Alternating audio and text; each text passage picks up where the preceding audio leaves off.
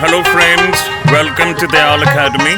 इस वीडियो में हम सेकेंड सेमेस्टर के इकोनॉमिक्स डिसिप्लिन का आज का ऑफलाइन क्वेश्चन पेपर डिस्कस करने वाले हैं, जो कि दिल्ली यूनिवर्सिटी के कुछ स्टूडेंट्स ने आज अटेम्प्ट किया था। तो गाइस, सबसे पहले आप इस क्वेश्चन पेपर का फॉर्मेट देखिए, टोटल नंबर ऑफ क्वेश्चंस कितने हैं, आपको कितने करने हैं, एंड सेकेंडली इसके अलावा जो क्वेश्चंस हैं इस क्वेश्चन पेपर में उनके आंसर्स लिखने की प्रैक्टिस कीजिए ताकि आपकी प्रिपरेशन और स्ट्रॉन्ग हो सके। और हमारे चैनल पर इस सब्जेक्ट से रिलेटेड कम से कम 2 और क्वेश्चन पेपर्स हैं, आई थिंक 3 भी हो सकते हैं, जिनके हमने वीडियोस बनाई हैं और कुछ क्वेश्चंस के आंसर्स भी एक्सप्लेन किए हैं। तो guys, unique paper code match कर लीजिए। पेपर का नाम है principles of micro economics second.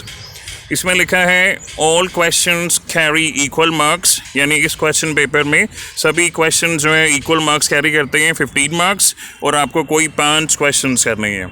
तो गाइस, क्वेश्चंस देखिए, और अगर आपने इसके अलावा जो और क्वेश्चन पेपर्स हमने शेयर किए हैं, अगर वो आपने समझे हैं, आपको पता लग जाएगा कौन कौन से क्वेश्चंस रिपीट हुए हैं या कौन कौन से क्वेश्चन सिमिलर आए हैं। सबसे पहला देखिए, explain the price and output determination of a monopolist in the short run and long run. Can a monopolist earn supernormal profit in the long run? अब इससे एक मिलता जुलता क्वेश्चन गाइस हमने पिछली वीडियोस में डिस्कस किया है। अल्पकाल और दीर्घकाल में एकाधिकारी की कीमत और उत्पादन निर्धारण की व्याख्या कीजिए। क्या एक एकाधिकारी दीर्घकाल में अलौकिक लाभ कमा सकता है? कारण बताइए। तो गाइस, जिन लोगों ने पिछली वीडियोस नहीं देखी है, अगर वो क्विकली समझना चाहते हैं कि सुपरनॉर्मल प्रॉफिट्स का डायग्राम कैसे बनता है, देख लीजिए। ये मान लीजिए गाइस हमारा मार्जिनल कर्व है, ये हमारा शॉर्ट रन मार्जिनल कर्व है। अगर आप शॉर्ट रन में सुपरनॉर्मल प्रॉफिट दिखा रही हैं, ठीक है, जहाँ पे इंटरसेक्शन होगा वहाँ पे आपका आएगा इक्विलिब्रियम पॉइंट, उसे आप फर्दर एक्सटेंड करेंगे। ये जहाँ पर इंटरसेक्ट करेगा एवरेज रेवेन्यू को, वो आपका डिटर्मिन हो जाएगा प्राइस, ठीक है। और जहाँ पे ये इंटरसेक्ट करेगा एवरेज कॉस्ट को, सिंस हम बात कर रहे हैं शॉर्ट रन एवरेज कॉस्ट की, तो आपका पॉइंट आ जाएगा बी, जो कि ये पॉइंट है।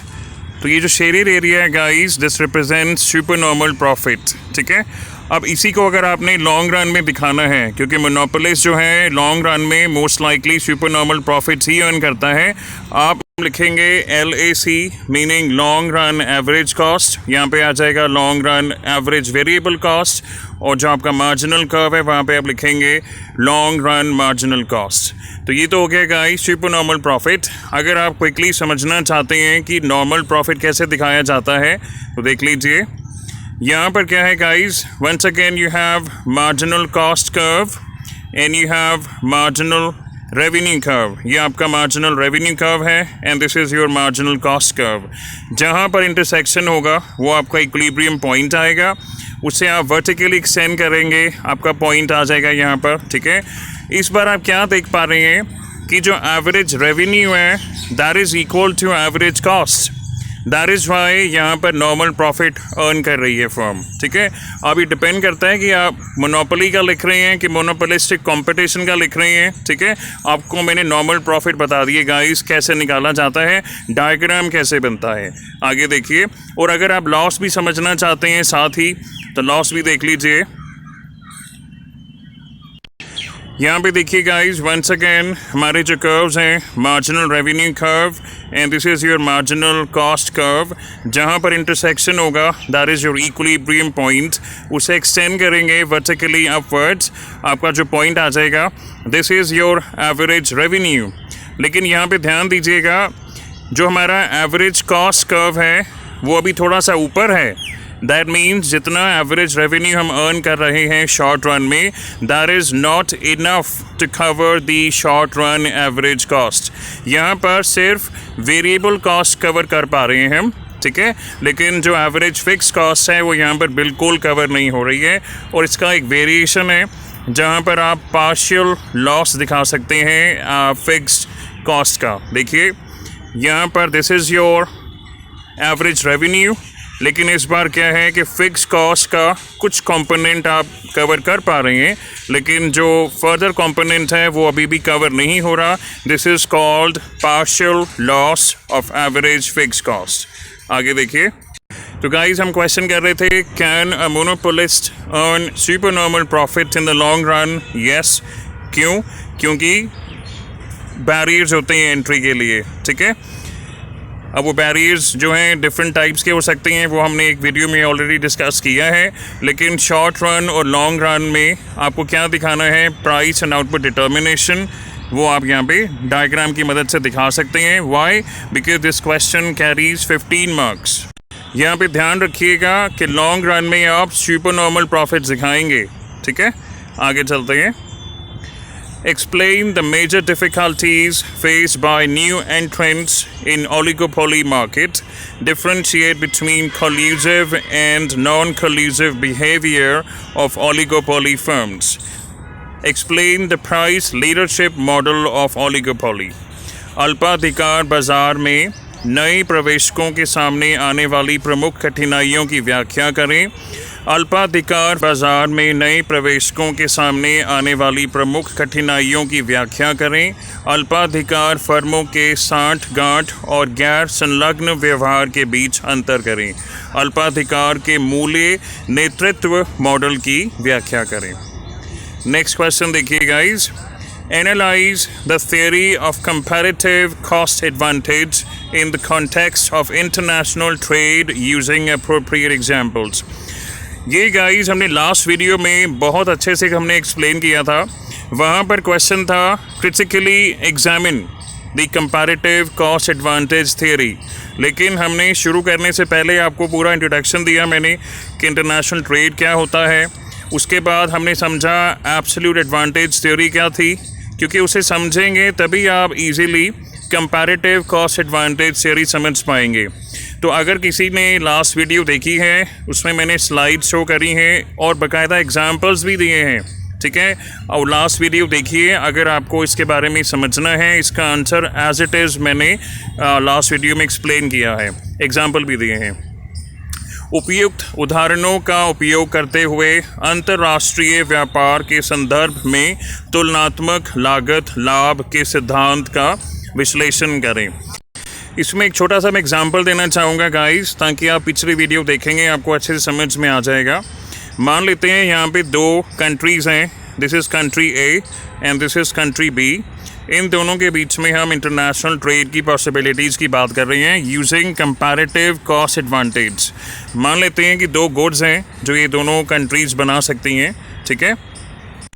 अब यहाँ पे अगर ऐसा सिनेरियो है कि कंट्री ए के पास दोनों गुड्स बनाने के लिए एब्सोल्यूट एडवांटेज है, यानी कॉस्ट एफिशिएंट है दोनों गुड्स के लिए, फिर भी हम चाहें तो कंपैरेटिव कॉस्ट एडवांटेज की थ्योरी यहाँ पे लगा सकते हैं और हमें पता लगेगा कि ऐसा संभव है कि इन दोनों गुड्स में से एक गुड ऐसी है जिसमें कंट्री बी के पास क्या है, कंपैरेटिव कॉस्ट एडवांटेज है।